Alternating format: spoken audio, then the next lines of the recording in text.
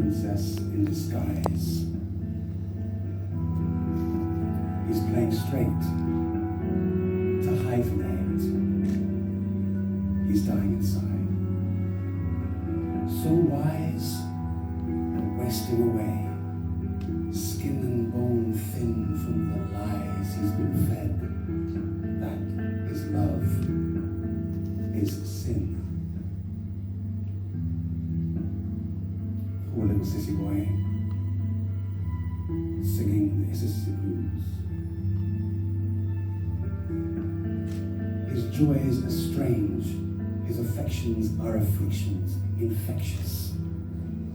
Predilections that could be contagious, more dangerous than boys addicted to violence who punch him to silence with, don't be that, shouldn't be that. Straight is right. Hate will be the game if you don't fight for sissy boy. You've got it wrong.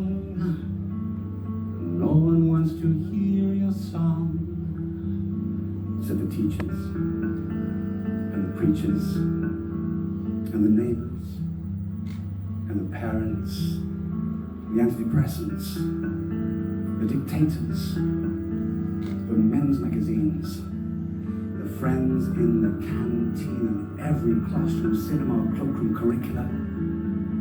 The same thing. Play dead, sissy, keep it out of sight, leave it unsaid, choose right, leave them blues inside, hide that smile, butch up your gate, abdicate your right to have your own say. Leave those inner sissy blues unsung. Leave those inner sissy blues unsung. And his clothes started saying it, and his room started smelling of it. Bath time, bedtime, toys started yelling it. Claustrophobic, the itch was in his bones, words sewn on his skin, words stitched in spit like a homophobic sting from the day news. And that's when the inner sissy blues begun. Blues in his lungs, blues, blue hate inked under those tiny little feet that might break from the weight of walking straight down that straight street.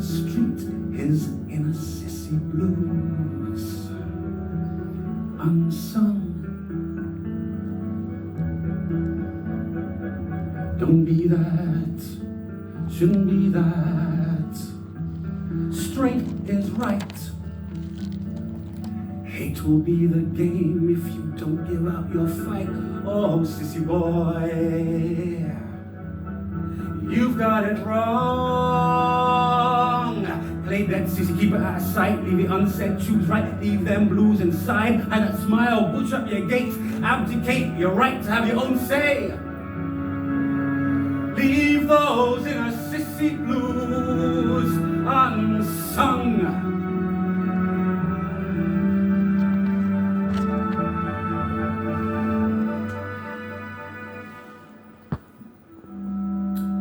So he put his inner sissy in a 9-story tower, far, far away, so no one could feel his power, his brightness, his local, the gloriously gay grace of his cocoa symphonic face.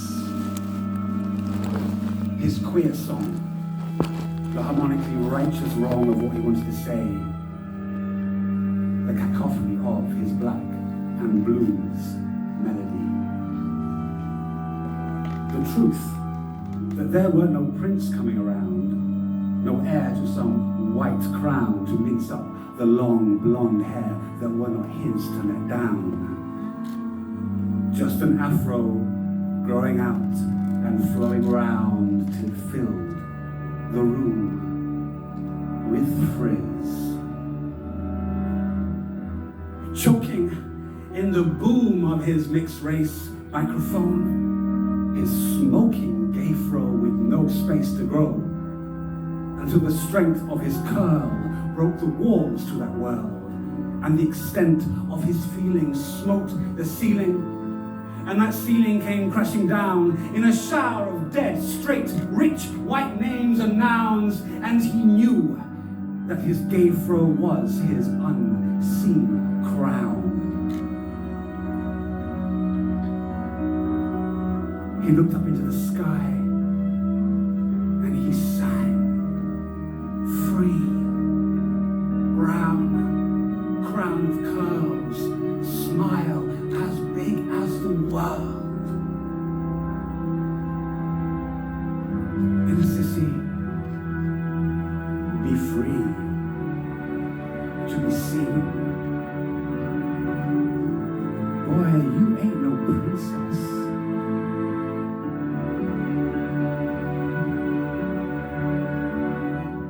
You a queen.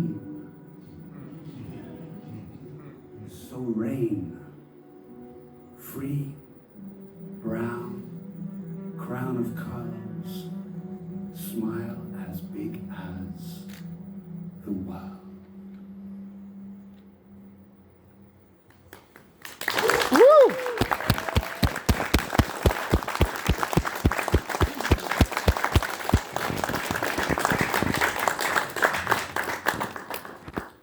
Now the next one is very wordy. There's been a lot of words already tonight, so I'm going to throw up some visuals for you, and if you don't want to listen to my words, just watch the visuals, it's fine. It's okay, I'm used to it, I'm a teacher.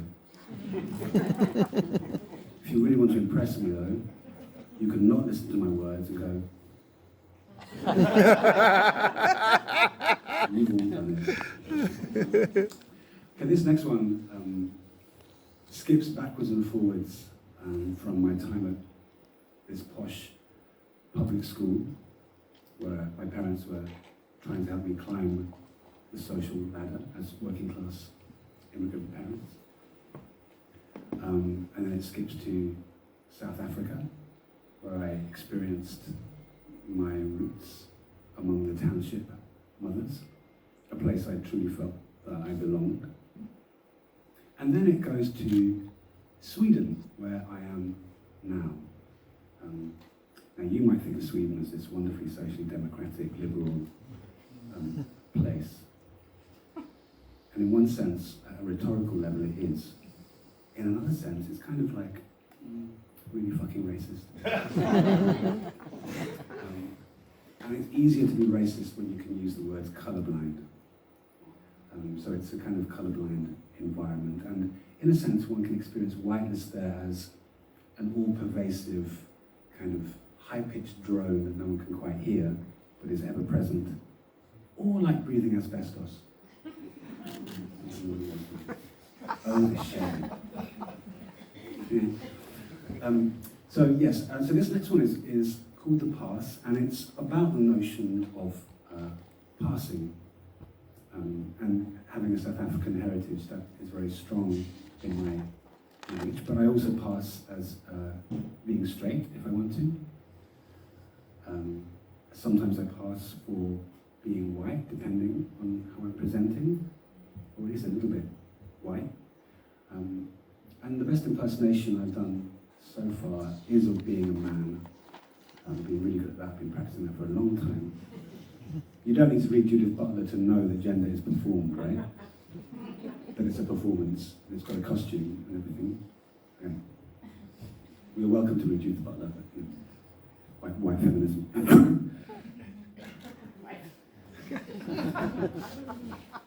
A friend of mine once said though, literally said, but if I'm white and a feminist, does that make me a white feminist? Yes. Here it is. It's called The Past, and feel free to just drift off into the visuals.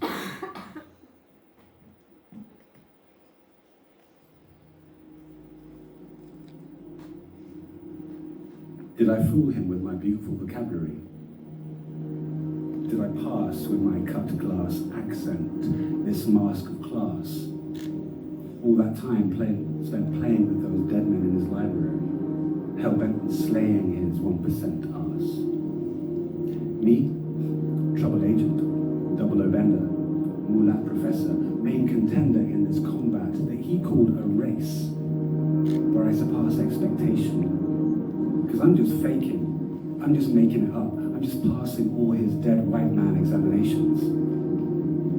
Because I'm playing both sides. My butt is split by the fence. I'm testing two places at the same time. Now that's hard, but it's the best defense. So I play the diversity card, the only one on my deck. A real diversion tactic to get me in deep, up to my neck, stretched thin between black and white, day and night. Keep that rich man tight, and make him pay.